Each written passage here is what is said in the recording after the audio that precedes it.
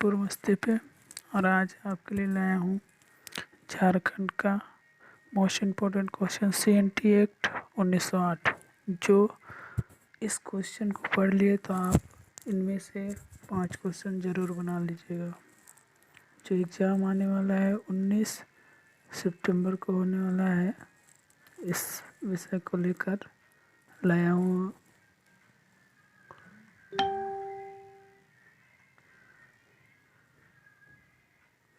चलिए चलते हैं पहला क्वेश्चन की ओर। पहला क्वेश्चन है, झारखंड में पुतचई कर कब आरोपित किया गया? 1824 में। दूसरा क्वेश्चन है, CNT एक्ट 1869 में किस प्रकार की भूमि का सर्वे किया गया? भूइहारी भूमि।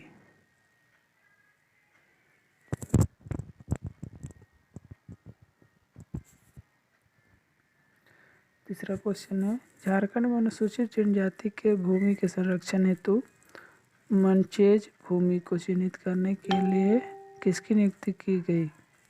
बाबू रखालदास हल्दर। चौथा क्वेश्चन है, छोटा नागपुर भूस्वामी एवं अधिकारी प्रक्रिया अधिनियम कानून कब निर्मित किया गया? 1879। CNT एक्ट 1960 में शामिल भूमि के प्रकार हैं मुंडारी, खुटकटी, भूइहर और कोड़कर। छठा क्वेश्चन है, CNT एक्ट 1908 का पिता किसे कहा जाता है? तो जान लीजिए, CNT एक्ट 1908 का पिता किसे कहा जाता है? फादर हॉफमैन को। CNT एक्ट 1908 किसी भू धृति से किस प्रकार की भूमि अधिग्रहण को मंजूरी देती है? तो इसका सही जवाब है उद्योग एवं खनन इकाइयों को।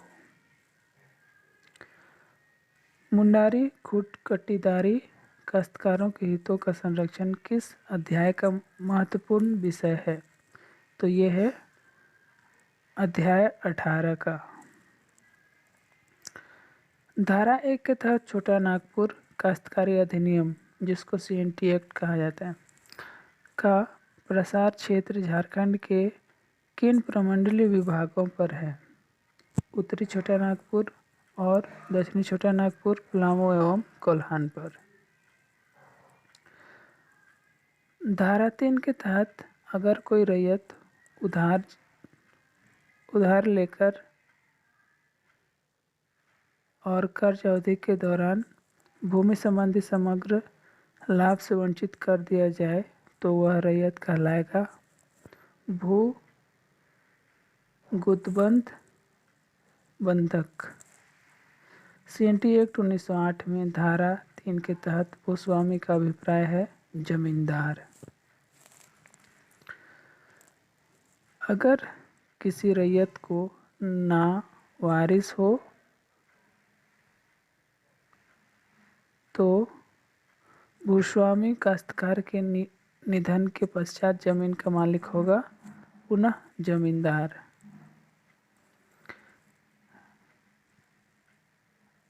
ऐसे काश्तकार जो किसी रैयत के अधीन रहकर काश्तकारी करे एवं लगान भुगतान करे कहलाएगा दर रैयत। 14वां क्वेश्चन है, जब कोई व्यक्ति मुंडाओं के खूंट परंपरा से के अधिक भोग का अधिकार ग्रहण करे कहलाएगा खुटकटी रैयत। क्या कहलाएगा? खुटकटी रैयत। भूधारक या ग्राम मुखिया के लगान में वृद्धि हेतु उत्तरदायी अधिकारी है उपायुक्त। 16 नंबर क्वेश्चन है, धारा 16 के अधीन किसी रैयत को कितने वर्ष के काश्तकारी के उपरांत भूमि का अधिभोगाधिकार सुरक्षित माना जाएगा? 12 साल में। अनुच्छेद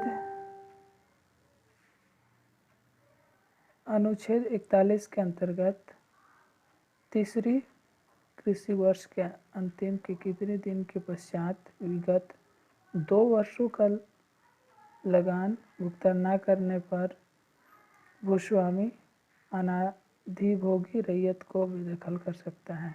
90 दिन। इसका सही जवाब क्या था उत्तर का? 90 दिन। अब 18 क्वेश्चन है, धारा 46 के अंतर्गत कोई अधिभोगी रैयत कितने वर्ष की अवधि तक अपनी भूमि को भूगत बंधक रख सकता है? 7 वर्ष। क्वेश्चन नंबर 19 है, धारा 46 के अंतर्गत किसी रैयत द्वारा अंतरित की गई भूमि के पुनः वापसी के लिए कितने वर्ष के भीतर आवेदन देने पर उपायुक्त जमीन की वापसी करा सकता है? तो वो है 30 वर्ष। क्वेश्चन नंबर 20 है, धारा 62 के अंतर्गत निर्धारित लगान के अपरिवर्तित रहने की कालावधि है 15 वर्ष। क्वेश्चन नंबर 21 है, अगर सीएनटी एक्ट के तहत कोई भी अनुसूचित जनजाति का सदस्य अपनी भूमि का अंतरण करता है तो वह स्वयं या उसका वारिस कितने वर्ष के भीतर उपायुक्त के पास आवेदन प्रस्तुत करे तो स्वीकार्य माना जाएगा? 30 वर्ष। और दोस्तों, वीडियो अच्छा लगे तो लाइक शेयर और कमेंट जरूर करें और साथ में सब्सक्राइब बटन पर ज़रूर दबाएं और बेल आइकन को ज़रूर ऑन कर लें, क्योंकि इससे आपको सबसे पहले मिलता रहे नोटिफिकेशन।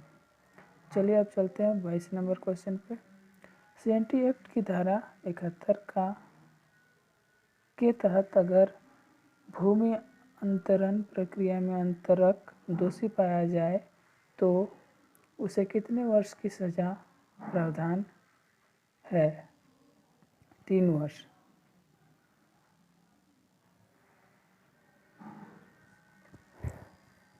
कितने वर्ष की? 3 वर्ष। राज्य सरकार, क्वेश्चन नंबर 23, राज्य सरकार किसी राजस्व अधिकारी के माध्यम से भूमि का अधिकार अभिलेख तैयार करा सकती है। यह प्रावधान किस अनुच्छेद में है? तो यह है अनुच्छेद 80। क्वेश्चन नंबर 24 है, राज्य सरकार द्वारा नामित राजस्व अधिकारी किस अधिकार अभिलेख का पुनः निरीक्षण कितने महीनों के भीतर कर सकता है? 12 महीने। इसका सही जवाब क्या है? 12 महीने। क्वेश्चन नंबर 25 है, अधिकार अभिलेख के अंतिम प्रकाशन उपरांत भूमि संबंधी विवाद पर कितने महीने तक काश्तकार उपायुक्त न्यायालय में आवेदन प्रस्तुत नहीं कर सकता? इसका सही जवाब है 6 महीना। 26 नंबर क्वेश्चन है, सीएनटी एक्ट के तहत किसी भूमि संबंधी शर्त के वर्तमान मूल्य का परिकलन कितने वर्ष का औसत होता है? तो ये है 10 वर्ष का।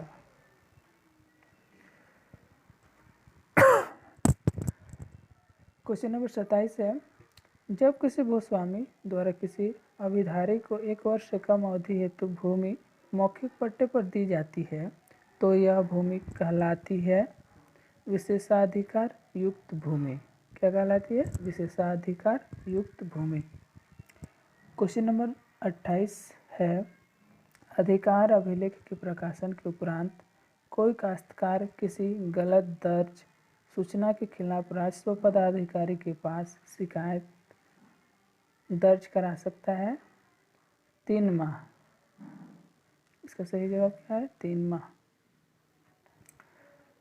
क्वेश्चन नंबर 29 है, सीएनटी एक्ट के तहत दाखिल किसी वाद में सुनवाई के दौरान रूढ़ि या रीति के तहत महिला सदस्य की उपस्थिति में अनिवार्यता समाप्त की जा सकती है ये कौन सा धारा से रिलेटेड है? तो ये धारा है 160। क्वेश्चन नंबर 30 है,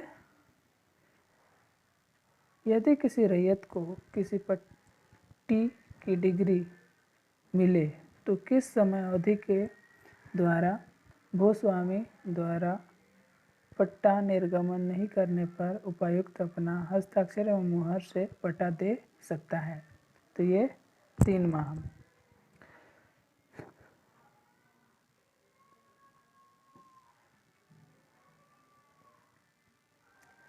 31वां क्वेश्चन है, धारा 186 के अंतर्गत अगर किसी काश्तकार के खिलाफ कुर्की का आदेश निर्गत किया गया हो तो कौन सी सामग्री कुर्की प्रणाली से बाहर रहेगी?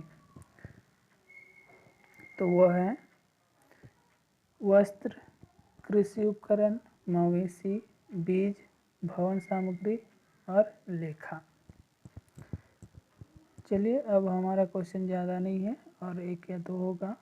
तो आप लोग अभी तक सब्सक्राइब नहीं किए हैं आपका चैनल को तो ज़रूर कर लें और बेल आइकन को दबा लें और ज़रूर लाइक, शेयर और कमेंट ज़रूर करें।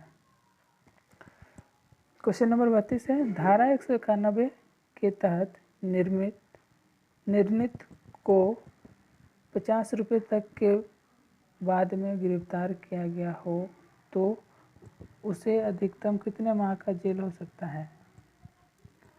तो वह है 6 माह। ये आज का लास्ट क्वेश्चन है। चलिए देखते हैं 33वां क्वेश्चन। धारा 208 के अंतर्गत काश्तकार की लगान बकाया की स्थिति में अगर किसी अनुसूचित जनजाति के रैयत की जोत का विक्रय किया जा रहा हो तो ऐसी स्थिति में अंतर इति होंगे।